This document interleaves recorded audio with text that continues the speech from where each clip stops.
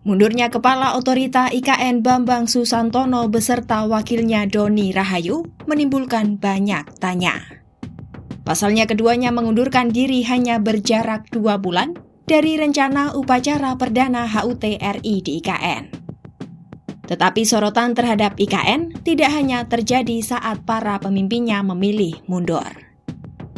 Sebelumnya proses pembangunan pun beberapa kali menjadi sorotan, di antaranya adalah soal gaji hingga pembebasan lahan.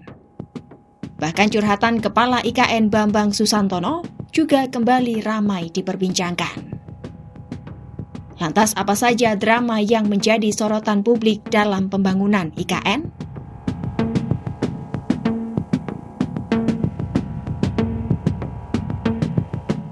Minat investor menjadi salah satu persoalan yang banyak menarik atensi publik. Menurut Deputi Bidang Investasi dan Pendanaan Otorita IKN Agung Wicaksono, total investasi yang diterima sejak 2023 hingga awal Juni 2024 mencapai 52 triliun rupiah.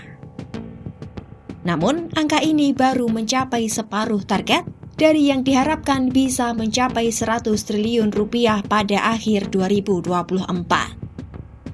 Selain itu, mayoritas investasi di IKN hingga Januari 2024 berasal dari investor swasta dan BUMN. Namun, anggota Komisi 6 dari fraksi PDIP Dedi Yefri Hanteru Sitorus mengungkap, belum ada investor dari dalam maupun luar negeri yang memberikan kepastian investasi di IKN.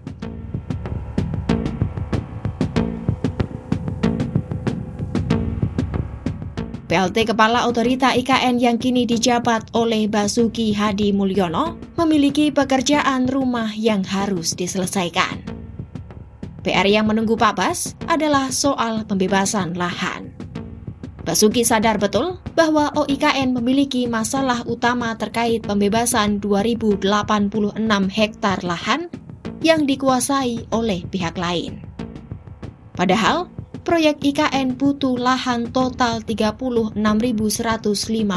hektar. Basuki pun berjanji akan fokus mempercepat pelaksanaan pembebasan lahan.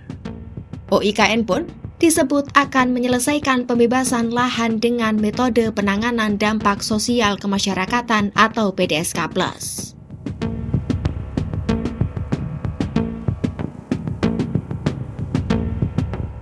Selain masalah lahan, krisis air bersih juga menjadi masalah di IKN.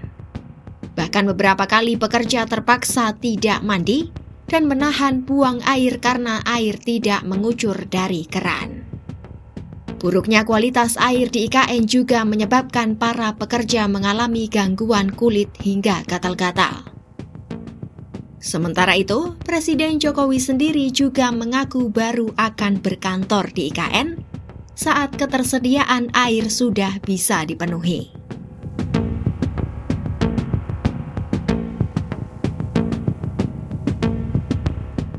Tidak hanya mantan Kepala OIKN Bambang Susantono yang merasakan tunggakan gaji, para karyawan OIKN juga bermasalah dengan gaji.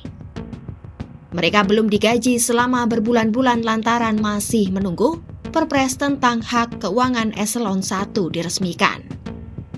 Namun kemudian staf khusus Menteri Keuangan Bidang Komunikasi Strategis Justinus Prastowo memastikan gaji pekerja OIKN sudah dibayar. Pembayaran ini termasuk rapel gaji-gaji yang tertunda.